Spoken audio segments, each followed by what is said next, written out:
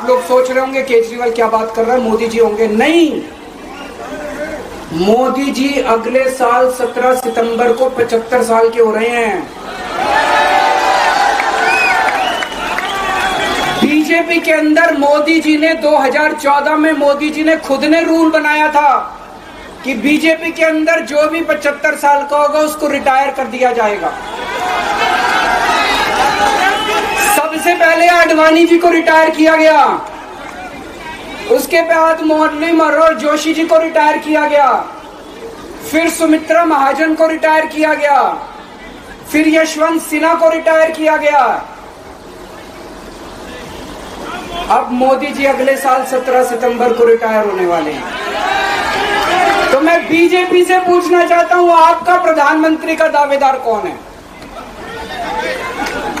दोस्तों, अगले साल 17 सितंबर तक अगर इनकी सरकार बनी, तो उस पर भी आऊंगा मैं, अगर इनकी सरकार बनी तो पहले अगले 2 महीने में योगी जी को निपटाएंगे ये, और उसके बाद मोदी जी के सबसे खास अमित शाह को ये प्रधानमंत्री बनाएंगे। तो मैं लोगों को, देश के लोगों को आगाह करना चाहता हूं, मोदी जी अपने लिए वोट नहीं मांग रहे, मोदी जी अमित शाह को प्रधानमंत्री बनाने के लिए वोट मांग रहे हैं। मैं पूछना चाहता हूं मोदी जी से और अमित शाह जी से, ये मोदी की गारंटी पूरी कौन करेगा? क्या अमित शाह मोदी की गारंटी पूरी करेंगे? जब आप अगर जो वैसे तो मेरे को लगता है, मैं भी आऊंगा उसके ऊपर, मुझे नहीं लगता इनकी सरकार बन रही है, लेकिन जो बीजेपी को वोट देने जाएं वो ये सोच के जाना कि आप मोदी जी के नाम पे वोट नहीं दे रहे, आप अमित शाह के नाम पे वोट दे रहे।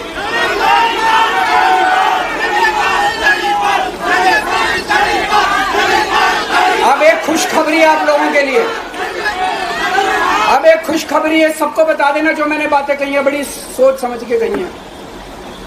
वहां बैठ के यही सोच रहा था 50 दिन से।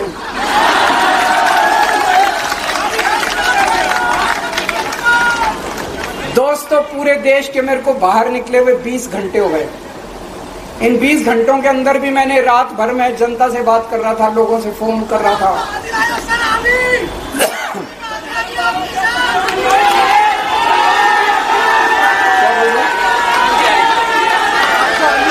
रात को आंधी आई थी,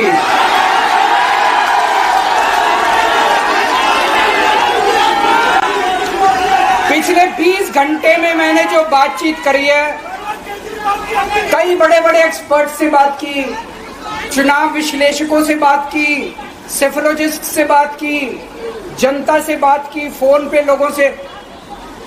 मेरा अपना आकलन है कि 4 जून के बाद इनकी सरकार नहीं बन रही, मोदी सरकार नहीं। दोस्तों, अगर मैं गलत हूं तो मेरे को बताना। हरियाणा में इनकी सीट कम हो रही है, राजस्थान में कम हो रही है, कर्नाटक में कम हो रही है, दिल्ली में कम हो रही है, बिहार में कम हो रही है, महाराष्ट्र में कम हो रही है, कर्नाटक में कम हो रही है, बंगाल में कम हो रही है, झारखंड में कम हो रही है। बढ़ कहां रही है? यूपी में कम हो रही है, बढ़ कहां रही है? बड़े एक भी जगह इनकी सीटें नहीं बढ़ रही हैं। मेरा अपना मानना है, और सट्टा बाजार में भी जो चल रहा है, इनकी 220 से 230 के बीच में सीट आ रही है, उससे ज्यादा सीट नहीं आ रही। मोदी सरकार नहीं बन रही है, केंद्र में इंडिया गठबंधन की सरकार बन रही है। आम आदमी पार्टी उस सरकार का हिस्सा होगी, दिल्ली को पूर्ण राज्य दिलाएंगे। दिल्ली का एलजी लोगों का एलजी होगा, दिल्ली का एलजी दिल्ली वालों का एलजी होगा। गुजरात से आया हुआ अभी, दिल्ली के लोगों का एलजी होगा, दिल्ली के लोगों का विकास होगा। एक और पॉइंट है, जब मैं जेल के अंदर था तो कुछ लोगों ने यह मुद्दा उठाया, केजरीवाल सीएम पद से इस्तीफा क्यों नहीं देता। दोस्तों, केजरीवाल को कभी किसी पद का लालच नहीं हुआ। मैं अब मंत्री, मुख्यमंत्री, प्रधानमंत्री ये सब बनने नहीं आया। इनकम टैक्स में कमिश्नर की नौकरी करता था।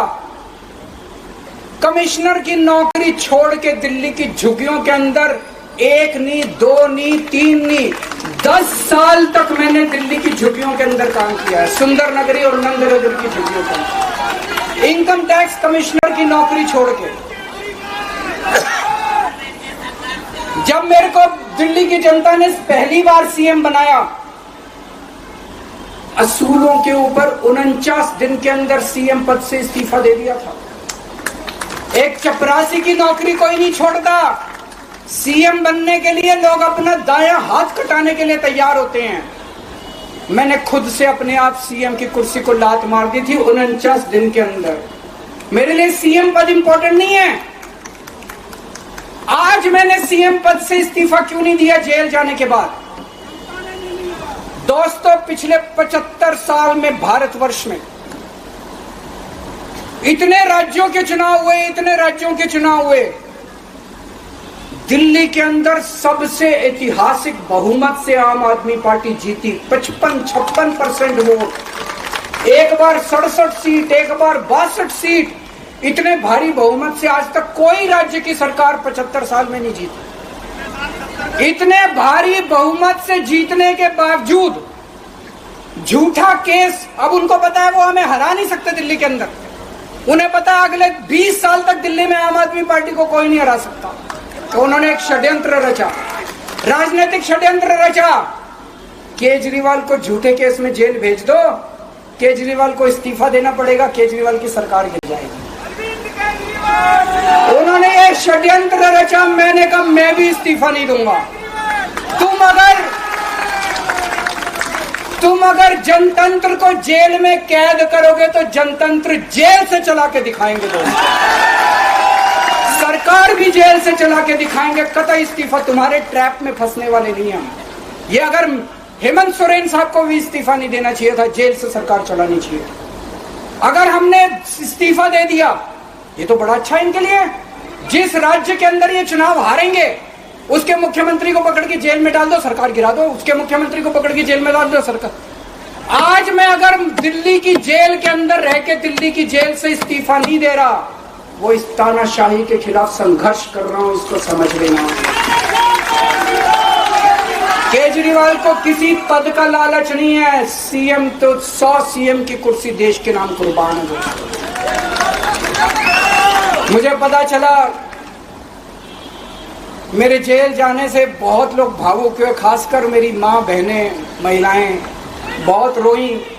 कईयों ने बहुत मन्नतें मांगी। मैं सबका बहुत बहुत शुक्रिया अदा करना चाहता हूं जिन लोगों ने अपनी दुआएं, करोड़ों लोगों ने अपनी दुआएं भेजी हैं। पूरी दुनिया भर से करोड़ों लोगों ने दुआएं भेजी।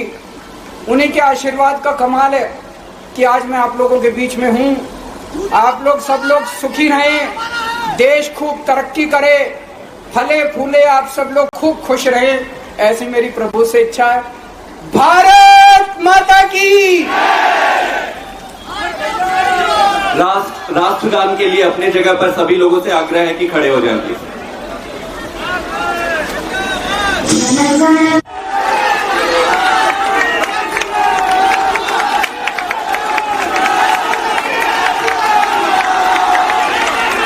भारत माता की, भारत माता की, इनकलाब, वंदे वंदे।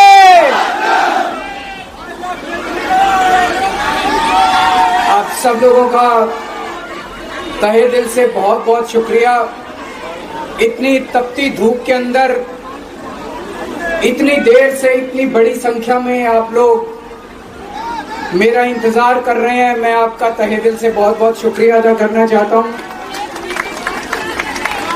जितने लोग इस वक्त टीवी में देख रहे हैं उन सब दर्शकों का भी मैं तहे दिल से शुक्रिया अदा करना चाहता हूं। सबको मेरा नमस्कार, सबको मेरा प्रणाम। दोस्तों, सीधा जेल से मैं आप लोगों के बीच में आ रहा हूं। आपके बीच में आके बहुत अच्छा लग रहा है। 50 दिन के बाद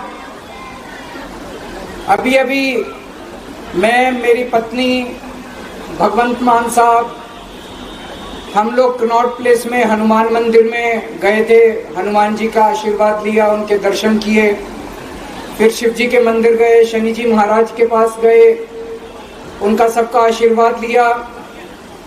बजरंग बली की खूब कृपा है हमारे ऊपर, हमारी पार्टी के ऊपर, देशवासियों के ऊपर। उन्हीं की कृपा से आज अचानक मैं आप लोगों के बीच में हूं। नहीं तो किसी को उम्मीद नहीं थी कि चुनाव के बीच में मैं जेल से बाहर आ जाऊंगा, लेकिन ऊपर बजरंग बली की कृपा है, हनुमान जी की कृपा है हम लोगों के ऊपर, और चमत्कार हुआ और आज मैं आप लोगों के बीच में हूं। दोस्तों, हमारी आम आदमी पार्टी एक छोटी सी पार्टी है, 2 राज्यों के अंदर है, अभी 10 साल पुरानी पार्टी है। हमारी पार्टी को कुचलने में, खत्म करने में प्रधानमंत्री जी ने कोई कसर नहीं छोड़ी। एक साथ हमारी पार्टी के 4 टॉप के नेता जेल भेज दिए एक साथ। अरविंद केजरीवाल, मनीष सिसोदिया, संजय सिंह, सतेंद्र जैन। बड़ी बड़ी पार्टियों के अगर 4 टॉप के नेता जेल चले जाएं, पार्टी खत्म हो जाती है। आम आदमी पार्टी के 4 टॉप के नेता इन्होंने जेल भेज दिया। उन्होंने सोचा कि पार्टी खत्म हो जाएगी, लेकिन ये पार्टी नहीं है, ये एक सोच है। जितना ये खत्म करना चाहते हैं उतना ये बढ़ती जाती है, उतना ये बढ़ती जाती है। ये क्रश करना चाहते हैं प्रधानमंत्री जी आम आदमी पार्टी को। जो लोग मोदी जी से मिलने जाते हैं, वो कई लोग हमें भी जानते हैं, वो बाहर आके हमें बताते हैं कि आपके बारे में सबसे पहले मोदी जी से जो भी मिलने जाता है, सबसे पहले वो केजरीवाल की और आम आदमी पार्टी की 10 से 15 मिनट बात करते हैं। उनको कहते हैं कि आने वाले समय के अंदर आम आदमी पार्टी ही देश को भविष्य देने वाली है। वो खुद भी मानते हैं। इसीलिए वो चाहते हैं कि आज ही आम आदमी पार्टी को बढ़ने से रोका जाए, इनको कुचल दिया जाए। ये तानाशाही है। अगर उनको लगता है कि आम आदमी पार्टी आने वाले समय में बीजेपी को चैलेंज देने वाली है, आप अच्छे काम करो, आप देश को भविष्य दो। आज आपकी सरकार है केंद्र के अंदर, आप देश के लिए काम करोगे, आम आदमी पार्टी को कोई पूछेगा ही नहीं। लेकिन आप कुछ काम नहीं करो और आम आदमी पार्टी को कुचल दो, ये जनतंत्र नहीं है, ये इस देश की जनता पसंद नहीं करती। इन्होंने आम आदमी पार्टी को कुचलने में कोई कसर नहीं छोड़ी। छोटे से लोग हैं हम लोग, छोटी सी पार्टी है। 75 साल के अंदर इस कदर किसी पार्टी को और उसके नेताओं को प्रताड़ित नहीं किया गया जिस तरह से प्रधानमंत्री मोदी जी ने आम आदमी पार्टी को प्रताड़ित करने की कोशिश की है। मेरे को इन्होंने जेल भेज दिया। प्रधानमंत्री जी कह रहे हैं मैं भ्रष्टाचार से लड़ रहा हूं। देश के सबसे बड़े चोर, उचक्के और डकैतों को उन्होंने अपनी पार्टी में शामिल कर लिया। जिन लोगों को 10 दिन पहले मोदी जी कहते थे 70,000 करोड़ का इसने घोटाला कर दिया, थोड़े दिन के बाद उसी आदमी को अपनी पार्टी में शामिल करके किसी को डिप्टी सीएम बना देते हैं, किसी को मंत्री बना देते हैं और उनके सारे ईडी और सीबीआई के मामले खत्म कर देते हैं और कहते हैं मैं भ्रष्टाचार से लड़ रहा हूं। मैं मोदी जी को कहना चाहता हूं, भ्रष्टाचार से अगर लड़ाई लड़नी है तो केजरीवाल से सीखो। प्रधानमंत्री जी, भ्रष्टाचार के खिलाफ लड़ाई केजरीवाल ने लड़ी है। 2015 में जब दिल्ली में हमारी सरकार बनी थी, हमारे एक मंत्री का एक ऑडियो मेरे पास किसी ने व्हाट्सएप कर दिया। उस ऑडियो में मेरा मंत्री किसी दुकान वाले से 5 लाख रुपए मांग रहा था। किसी मीडिया वाले को नहीं पता था, विपक्ष को नहीं पता था। आप लोगों को याद होगा, मैंने अपने खुद मंत्री को सीबीआई के हवाले कर दिया, जेल भेज दिया था अपने मंत्री को। ये होती है भ्रष्टाचार के खिलाफ लड़ाई। पंजाब के अंदर मेरा एक मंत्री भ्रष्टाचार में, मेरे को पता चला कि वो पैसे मांग रहा है। वहां पे मान साहब ने उसको, किसी को भी, विपक्ष को नहीं पता था, मीडिया को नहीं पता था, हमने अपने मंत्री को उठा के जेल में भेज दिया। तुम देश के सारे चोर उचक्के डकैतों को अपनी पार्टी में शामिल कर लो और केजरीवाल को जेल भेज दो और कहो मैं भ्रष्टाचार के खिलाफ लड़ रहा हूं। तो आप भ्रष्टाचार के खिलाफ नहीं लड़ रहे प्रधानमंत्री जी, आप देशवासियों को बेवकूफ मत समझो। देश बच्चे बच्चे की जुबान के ऊपर हो रहा है कि सारे चोर चक्कों को अपनी पार्टी में शामिल करके और ईडी और सीबीआई के सारे केस उनके रफा दफा करते। केजरीवाल को क्यों गिरफ्तार किया? केजरीवाल को गिरफ्तार करके उन्होंने एक मैसेज दिया है सारे देश को कि अगर मैं केजरीवाल को गिरफ्तार कर सकता हूं तो किसी को भी गिरफ्तार कर सकता हूं। कोई केस नहीं होगा, कोई मामला नहीं होगा, तब भी मैं तुमको गिरफ्तार कर सकता हूं। एक बेहद खतरनाक मिशन चालू किया हुआ है प्रधानमंत्री जी ने, बहुत ही खतरनाक। देशवासियों को यह समझने की, अब जब मैं बोलने जा रहा हूं, समझने की जरूरत है। उस मिशन का नाम है वन नेशन वन लीडर। देश के सारे नेताओं को खत्म करना चाहते हैं मोदी जी, और इसको 2 स्तर के ऊपर इस मिशन को चला रहे हैं। जितने विपक्ष के नेता हैं उनको जेल भेजेंगे और जितने बीजेपी के नेता हैं उनको सबको निपटा देंगे, उनकी राजनीति खत्म करते जाएंगे, उनको सबको निपटाते जाएंगे। विपक्ष के अंदर आज इन्होंने मनीष सिसोदिया को जेल भेज दिया, संजय सिंह को जेल भेज दिया, सत्येंद्र जैन को जेल भेज दिया, केजरीवाल को जेल भेज दिया, हेमंत सोरेन को जेल भेज दिया, ममता दीदी के कई मंत्रियों को जेल भेज दिया, स्टालिन के कई मंत्रियों को जेल भेज दिया, केरला के सीएम के पीछे पड़े हैं। अगर ये चुनाव जीत गए, मेरे से लिखवा लो एफिडेविट के ऊपर, थोड़े दिन के बाद ममता दीदी जेल में होंगी, तेजस्वी यादव जेल में होगा, स्टालिन साहब जेल के अंदर होंगे, पिनरई विजयन जेल के अंदर होंगे, उद्धव ठाकरे जेल के अंदर होंगे, जितने विपक्ष के नेता ये सारे जेल के अंदर होंगे। अगर ये चुनाव जीत गए, इन्होंने बीजेपी का एक नेता नहीं छोड़ा। आडवाणी जी की राजनीति खत्म कर दी इन्होंने, मुरली मनोहर जोशी की राजनीति खत्म कर दी, सुमित्रा महाजन की, शिवराज सिंह चौहान जिसने मध्य प्रदेश का चुनाव जीत के दिया इन लोगों ने, शिवराज सिंह चौहान ने उसको मुख्यमंत्री ने बनाया, उसकी राजनीति खत्म कर दी। वसुंधरा राजे की राजनीति खत्म कर दी इन्होंने, खट्टर साहब की राजनीति खत्म कर दी, डॉक्टर रमन सिंह की राजनीति खत्म कर दी। अब अगला किसका नंबर है? योगी आदित्यनाथ। अगर ये चुनाव जीत गए, मेरे से लिखवा लो, 2 महीने के अंदर उत्तर प्रदेश का मुख्यमंत्री बदल देंगे। योगी आदित्यनाथ की राजनीति खत्म करेंगे, उनको भी निपटा देंगे। यही तानाशाही है दोस्तों। वन नेशन वन लीडर ये चाहते हैं, एक ही तानाशाह इस देश के अंदर बचेगा, एक ही तानाशाह इस देश के अंदर बचेगा। हमारा देश बहुत महान है, 4000 5000 साल पुराना हमारा देश है। इसके पहले पिछले 4000 साल में कई मौके आए जब इस देश के ऊपर तानाशाहों ने कब्जा करने की कोशिश की, लेकिन हमारे देश के लोगों ने उन तानाशाहों का तख्ता उखाड़ के फेंक दिया। जब जब हमारे देश में ऐसा मौका आया कि तानाशाह ने हमारे देश के ऊपर कब्जा करने की कोशिश की, इस देश की जनता ने उसका तख्ता उखाड़ के फेंक दिया। आज एक तानाशाह इस देश से जनतंत्र खत्म करना चाहता है, आज एक तानाशाह इस देश से लोकशाही खत्म करना चाहता है। मैं पूरे तन मन धन से लड़ रहा हूं, संघर्ष कर रहा हूं उस तानाशाह के खिलाफ। 140 करोड़ लोगों का साथ चाहता हूं मैं। मेरे अकेले के करने से नहीं होगा।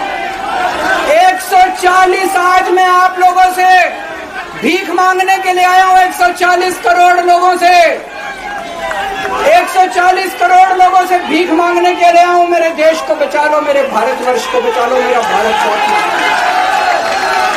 इस तानाशाही से बचा लो मेरे दोस्त, मेरे देश को।